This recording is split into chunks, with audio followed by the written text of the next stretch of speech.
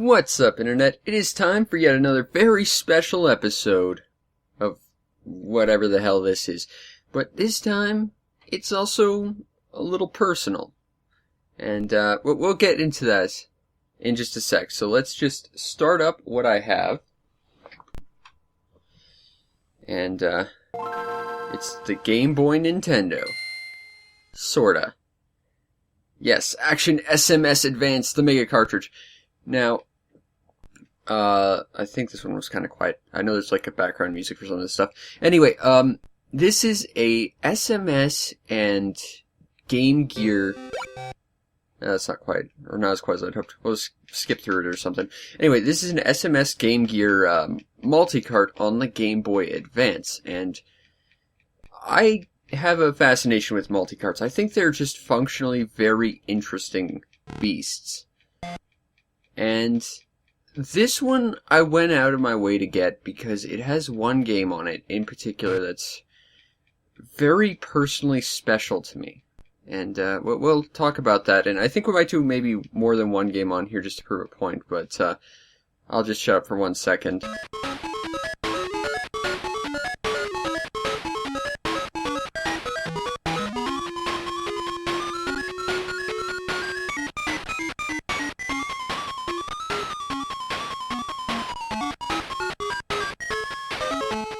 Sorry, I just love that song. That song is as important to me as this game is right here. This is Fantasy Zone 2, The Tears of Opa Opa. And this is the very first game I ever played. And it's also the first game I ever owned, and I guess we'll talk about that for a little bit. See, I had an SMS growing up, but it wasn't really bought for me. I was probably maybe 1 around the time this was bought, and it was because my cousins from the other side of the country were coming for some reason, and my parents had nothing to do for them, so they bought an SMS and a handful of games. We had this, which was the first game I ever played, and I love it with a very deep passion. We had Afterburner, I want to say 2, but I'm not sure. I'm not even sure if there was an Afterburner 2 version on it, but I had some iteration of Afterburner. I had Outrun. I had a game that I'm probably getting the name of this wrong. I want to say it was called, like, Galactic Defense or something like that. It was this weird game that was, like, a cross between Missile Command and a shmup. And, if you ever played the music for me, I could tell you whether or not that was the, game. But, and, of course, the, Sega Master System had a built-in game, of course, and everyone had Alex Kidd, except me. I had, Hang On, which is part of the reason, again, along with Afterburner and Outrun, why I love Yu Suzuki Superscaler arcade games so much, and why I have absolutely no respect for Alex Kidd whatsoever. But, yeah, I had this, and, I just love this game. It's bright, it's colorful, it's got super happy music, and the funny thing is, well, I didn't show it in the opening or anything, and I haven't even seen the ending with my own eyes. I've seen, like, screenshots of it, but if you actually look at the story of this game, no matter how bright and colorful this is, it has a really dark story dealing with, like, PTSD and shit. It's kind of weirdly juxtaposed. Anyway, now we can choose to go fight the boss, and if you remember Fantasy Zone 1, it was kind of a goofy-looking tree stump, right? Well, welcome to the Thing of Nightmares. And also Danmaku, because we need to add bullet hell, because this game wasn't hard enough or anything, except it totally was. Now, this comes to one of my things, which is, it took me about 10 years to beat the first level of this game because of this boss. And I'm hoping it's becoming apparent, I'm definitely out of practice. But, yeah, this boss is tough. It's Fantasy Zone, like, it's all tough. Like, and this is part of the reason why I don't want to say I don't respect, but I feel bad for kids who start gaming nowadays. Because, you know, you've got those games that have, like, beat the game buttons where, like, now every Mario has, like, an invincibility suit or whatever. This game kicks you down, and then proceeds to kick sand in your face. Now, it took me 10 years to get to this point. I've never beaten this level. Now, to be fair, there is a reason for that. Aside from the fact this game is just groin-kickingly hard, is, just picturing that analogy now. But, unfortunately, around the time I was in high school, damn it. Around the time I was in high school, my mom decided, for whatever reason, and we'll get out of here and play another game that I had, but my mom decided to just give away all of my games and consoles, except for, like, my N64, which I only had one game for that wasn't given away. So this was gone, along with all of my games, and that's why I'm not playing on an SMS right now, and why I don't have a physical copy of Fantasy Zone 2, and I'm unbelievably bitter about it, but, my Genesis, she gave away as well, and I only had, 2 games for my Genesis. I had, Sonic the Hedgehog and, Sonic and Knuckles. My Saturn, which had, like, 3 arcade games, Sonic 3D Blast, which I will forever defend, the Saturn version being awesome. Like, seriously, just pause this video, go look up Sega Saturn Rusty Ruins Act 2, or Act 1, and you'll get, an understanding of why that's so good. It's got such a great soundtrack. But, and of course, the legendary Astal, which I've already made a couple videos on.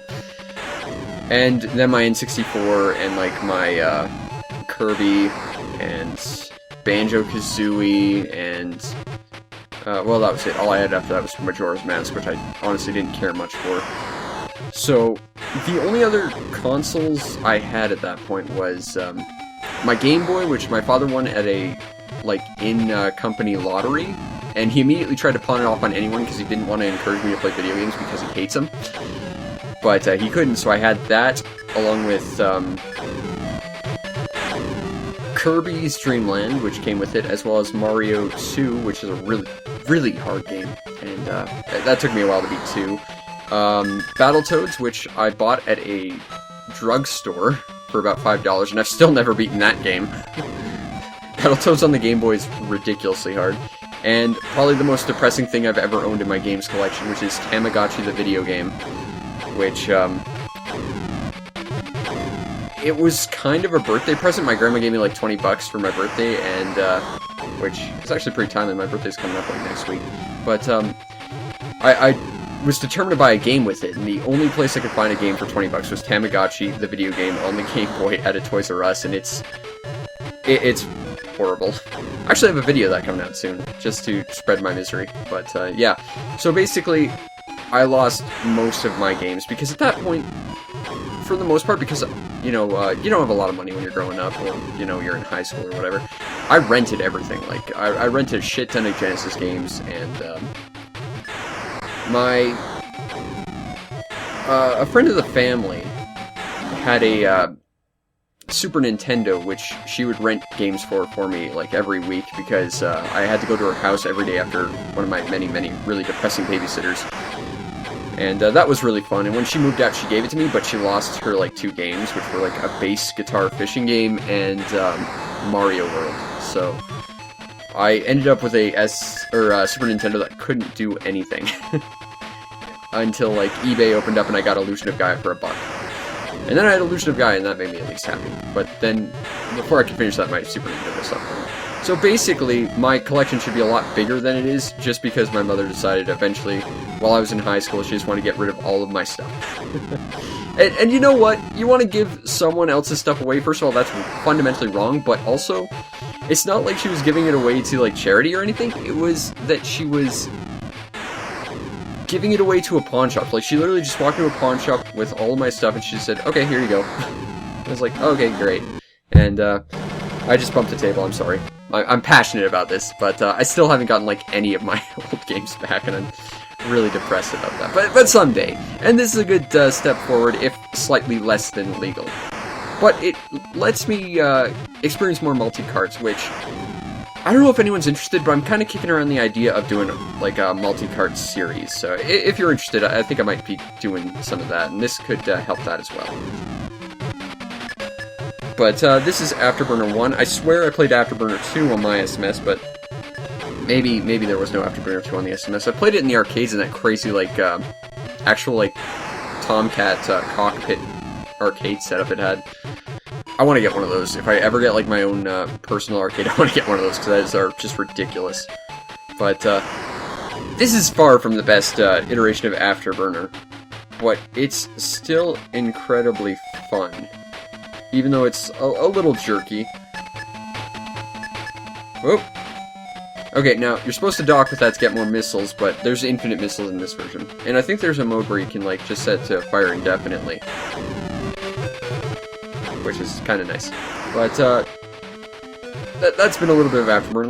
Let's play the other one that I had that's on here, which is, Outrun. Which, it's a little different from what you're expecting for Outrun, but... Oh yeah, there's horrible Mega Man on here. And if you're ever playing Outrun, you have to play it to Passing Breeze, just as the pros do it. And this is, of course, the game where you drive your fancy 2-speed Ferrari Testarossa. Which is one of the very few cars I actually know. It's this and, like, the DeLorean from Back to the Future, and... I can't think of the particular car, but the thing I drove in Forza Horizon a lot. But, this game was just remarkable to me, and this is... I don't like racing games or anything, but I love Outrun. I like driving games that are open-ended, that you can just sort of explore with, and that all comes back to SMS Outrun. Because it just felt like, yeah, sure, you were driving around in a car, but you were on an adventure. And, you know, for a kid, even if I don't know anything about automotives, and I don't care, and I still don't, this game still fascinates me, and I just find it kind of, for lack of a better term, breathtaking, because it's sort of like there's an entire world of possibilities out there ahead of you, and you just gotta go find it, you know? And flip your very expensive car. Fortunately, you don't have to pay for it, which is great. But, really that's what the SMS was. I didn't play a lot of games with it, but it felt like a whole many worlds were being opened up in front of me, and I could just explore and find all sorts of amazing stuff, and learn and grow and stuff. And I know it sounds weird to say that about video games, but that's what video games have always been to be, is just something that you can use to explore what you couldn't in real life. I mean, you can't just pick up a sword. Well, I can, because I have swords, and I've trained in sword fighting, but you can't pick up a sword and go fight a dragon. Well, Komodo dragon, I guess, but I wouldn't recommend it. The point is, there's all sorts of just amazing wondrousness to video games, and the SMS really opened my eyes to that, even though I was honestly ridiculously young. Like, I was probably like 1 when I first played Fantasy Zone, because of course that was when my cousins came over and they proceeded to not actually play it or take it with them, which I think was the idea. And I played it, and you know, it honestly probably changed my life, because growing up outside of video games, no matter how much I tried or whatever, I just wasn't really good at much. I couldn't draw, I couldn't sing, couldn't dance, I was okay at reading, and like, I was, you know, my grades were good, and I was smart, I guess, according to whatever value you put in the scholastic system, which I tend to look down upon, because, well, my scholastic experience was not exactly stellar. But the point is, video games, to me, are like the entire world. And maybe that's just because... Oh, that's the wrong button. And maybe that's just because of the explorative nature of the games I was given as a kid, you know? But even today, this is just like a nice little stroll down memory lane. Okay, let's play the one everyone knows. Sing the words if you know it. Da-da, da-da, da-da, da-da, da-da. I hate this game with a passion. And I think part of the reason I hate Alex Kidd Miracle World is because I didn't have it. Like, for those uninitiated, the SMS, if you didn't have a cartridge in it, you could turn it on, you'd play a game, and everyone seemed to have this game. But I didn't. I had Hang On, which unfortunately, and really pisses me off, is not on this compilation. But it was basically Outrun on a motorcycle. And no music, which is kind of sad. It wasn't a great port, but it was a great game. Aww. But Alex Kidd is... I guess you could say it was sort of like the Sega equivalent of Mario, because it was sort of their mascot before Sonic was ever conceived. Oh, this Sonic on here, I should show you Sonic on the... Because that's interesting, because Sonic on, like, the Mega Drive and the Genesis on the Game Gear are basically identical. And I never played them back in the day, but when I was in school, everyone had a Genesis except me. I had a Game Boy, as I've stated. But, well, that was before Pokemon. Then everyone had a Game Boy, and suddenly I was no longer the one with the weird thing that had no color and should be made fun of. But, Pokemon was good. Even though I didn't have a Game Gear, I played a lot of Game Gear Sonic because everyone had it, no one could beat it. I could not stand Game Gear Sonic 2. Game Gear Sonic 1 was okay, but... Okay, shop. Now, I know the Genesis version of this, you have to basically play rock, paper, scissors if you want to actually take anything from a shop, which is stupid. This one you can at least buy things sensibly. You can't duck and punch. Yeah, I just don't like Alex Kidd. I think he's difficult and not for a sensible reason. But, we'll check out, Sonic a little bit, but, and then maybe we'll go back to Fantasy Zone. I am kind of interested in this, Baku Baku Animals, because that was a Sega Saturn game. So I'm guessing that was a port or something, but I'd never heard of it on SMS. There's a lot of games on here I'm not super familiar with. There's Panzer Dragoon, which I've heard is kind of awful, but... Ristar? There was Ristar on here? Wow. Okay, Sonic Blast, which is Sonic trying to look like Donkey Kong Country and awful. Okay, we'll play Sonic 2, and I'll just show you... Because I didn't play the first one, but I played Genesis Sonic 2, which is basically identical to the SMS. And it's... I think it's atrocious. Yeah, I remember this scene because I saw it a lot. Because I don't think I ever beat the first level. And the first level of Sonic's always supposed to be like a bright, colorful area. This one is like just generic stone and lava. It seems like a weird aesthetic choice to start your game off with. With like the generic fire level. And this seems a lot harder than like original Sonic or even like what we consider Sonic nowadays. And not in a sensible way, like I made a video on it once, but the original Sonic was great because it showed you everything you need to do in a level in a completely safe environment without any real risk of dying. Well, any real reasonable risk of dying anyway. This one will just fling you into fire and like kill you instantly. Okay, that's the first one. I know there are Chaos Emeralds somewhere around here. I've never seen them. But, yeah, this is, the underground zone of, I don't know why this is the first zone. Yeah, we're just gonna leave that in a Trail of Rings, because that's sensible. Secrets! I do like secrets, though. Secrets are fun. That reminds me, Secret of Mana is getting a remake. And I guess that's a birthday gift to me. And I'm not sure how I feel about that, because I love Secret of Mana, and I will get it for myself as a birthday present, but I do not think it's gonna be good. I'm not a graphics kind of guy, but that game looks dated compared to the Super Nintendo. And I don't think they're gonna, like, fix the actual things that Secret of Mana needed fixing, because that game had issues that I don't think are gonna be addressed. Ow. But props to this game in one respect, it doesn't, as far as I'm aware, drop Mean Bean Machine out of nowhere on you, Sonic Mania. Like, I'm sorry, that game is awesome, but why the hell would you do that to me? And not just because I'm bad at Puyo Puyo, but damn it, why would you just do that? That is the dumbest thing. Great game, though. I love Sonic Mania. I should try and play through it for this show at some point. I'd like to. Now I'm kind of inspired to. Although I've got something kind of tied together with this planned in the future, based on something I recently bought off eBay, which is another sort of piece of my past that someone stole from me that I've now got another copy of. So I think I'm going to do something with that. And I think I can make a big thing out of that, though I'm not sure if anyone's interested, but, yeah. Now, see, if he didn't catch you, you'd fall into a lava pit and die, and there's no way out.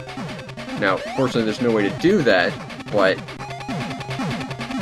that's just how kind of awkward this game is. Also, you'll notice I have no rings. This is a consistent theme with Genesis Game Gear games. They like to not give you rings for bosses. On the bright side, you can basically just stand here and be perfectly fine. So that was Sonic 2, level 1 of my redemption, I guess, because I've never beaten this level, but I never really cared for this much.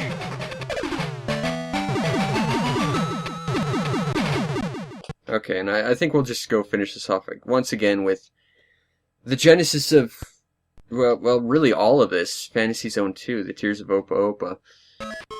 See if we can beat the first level once more. Because I love this game, it's bright, it's colorful, but this was just something I was really excited about, and I just figured, you know, for fun, it might be kind of just sort of interesting to show sort of where I came from in terms of gaming, and sort of how all of this started. And yeah, this isn't an official cartridge, and yeah, I really want to get an official cartridge someday, but for the, I'm embarrassed to admit, $50 I spent on this, because this cartridge probably isn't worth $50. Very rarely is a pirate card worth that much, but, you know what? For a piece of my past like this, I'm happy with it. I love this game. This game makes me smile quite a lot.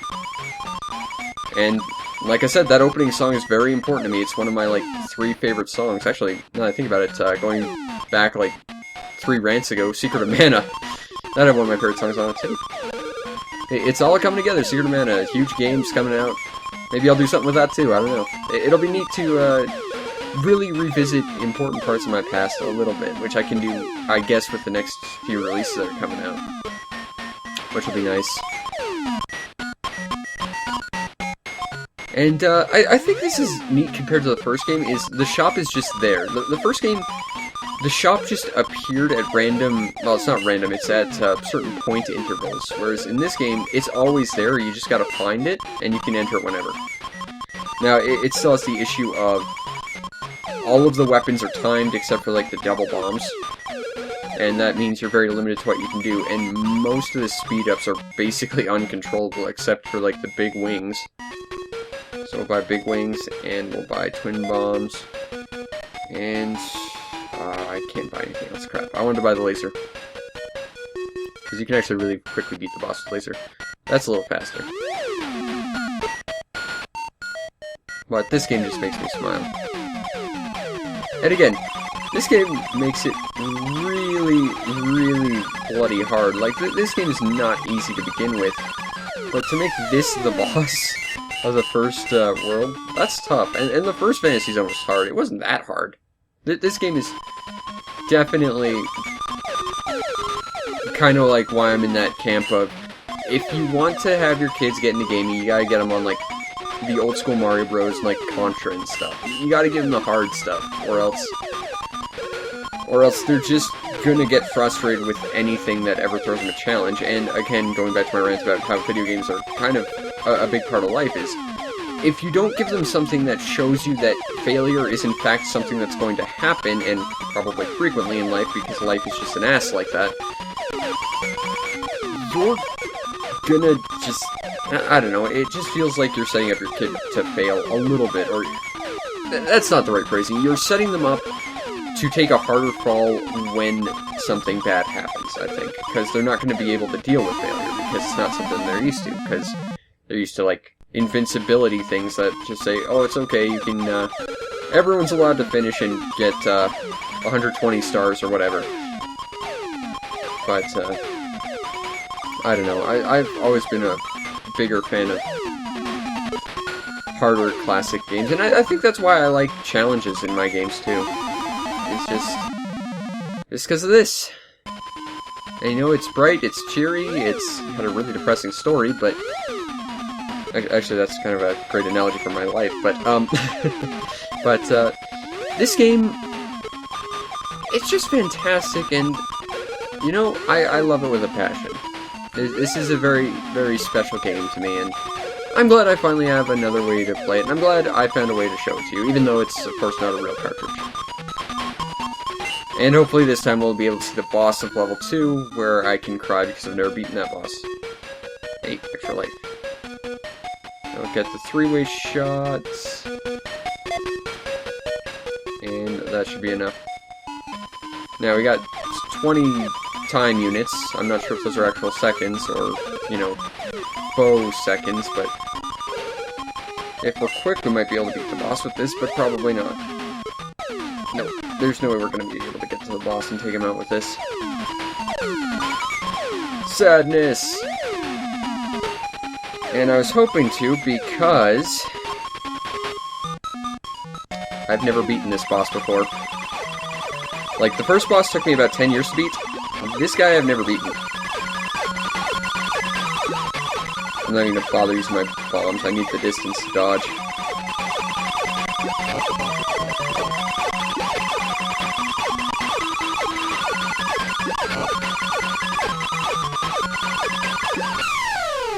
Holy crap! I'm awesome. Take that, younger me. I'm old. I've seen this level. I've seen it a lot in, like, demo shots because I could never get past the second level. But, I've never actually been here before. This level's pretty cool. Oh god! Oh! Well, that's Fantasy Zone for you. It looks bright, and it gives you a nice cheery smile, and then proceeds to kick your teeth in.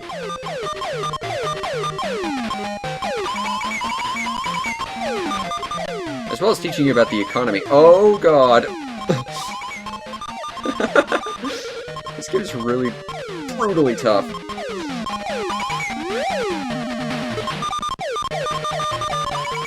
If I recall, there's even, like, hidden shops in this game. Alright, let's go. I think we need to go to the shop now.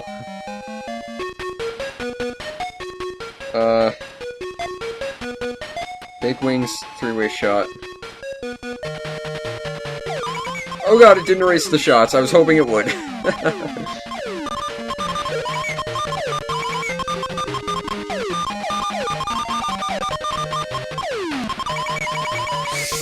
Oh, this is tough.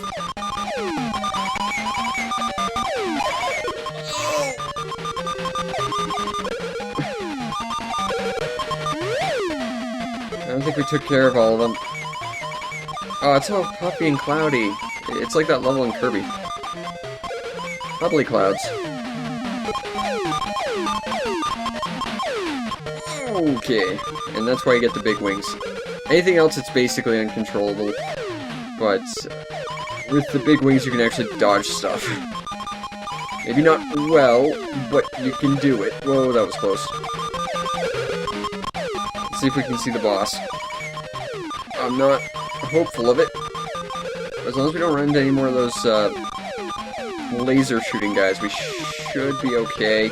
These guys, yeah, I don't want to deal with these.